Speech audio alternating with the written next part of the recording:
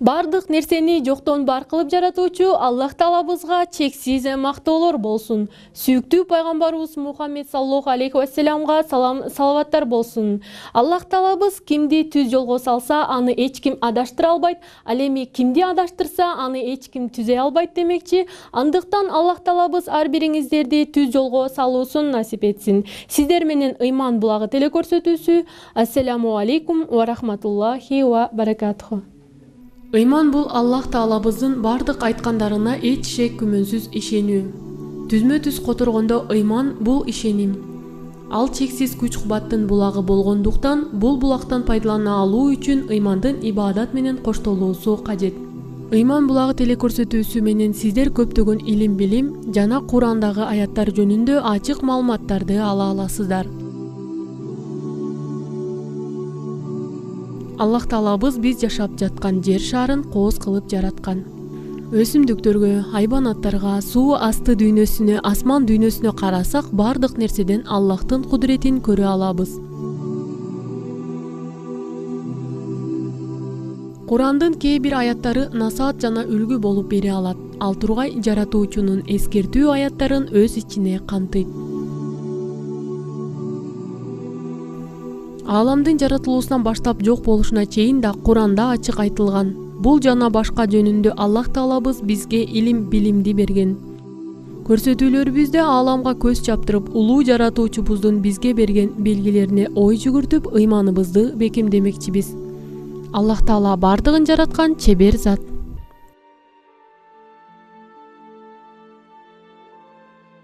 Бүгүн биз сөз кылчу асман дүйнөсүнүн эң эле жашообузга түздөн түз таасир этүүчү күн тууралуу сөз кылмакчыбыз.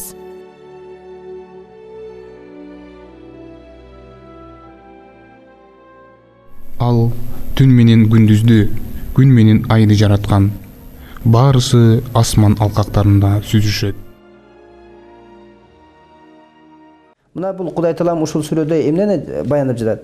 Аллах субхана таала силерге эй адамдар күндүздү дагы, түндү дагы неамат кылып, силер үчүн жакшылык кылып жаратты дейт.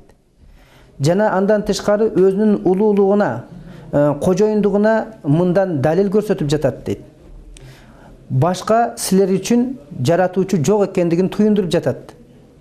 Мына ушул күн менен түн алмашып келүүсү, күндүн жана айдын бирин ээрчип бири чыгуусу, жер бетинде сүзүп жүрүүсү бул силердин жашооңор үчүн жана бир дүйнөңөр үчүн бир абатчылык, акыретиңер үчүн бир даярдык деп ушул маанини туюндурганча Анбия сүрөсүндө ушул маанилерди камтып Хуаллази халакал лайла ван нахара ваш шамса вал камара куллун фи фалакин ясбахун, күндү да айды да Аллах Таала асманда сүзүп жүрө турган кылып жаратты дейт.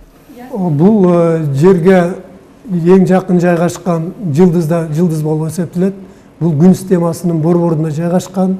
Ал өлчөмү боюнча жерден 109 эсе чоң, массасы боюнча жерден 330 миң эсе чоң. Өзүнүн айланасында ал 9 планетаны 3000ден ашык астероидти жана кометаларды өзүнүн айланасында кыймылга келтирип турат. Бул системанын борборунда суутек жана кычкылтек сыяктуу заттардан түзүлгөн чоң массадагы телодон бул күн түзүлгөн. Бул күндүн борборунда температура бул 15 миллион градуста түшөт. Ал эми анын бетиндеги температура 6000 градус түшөт.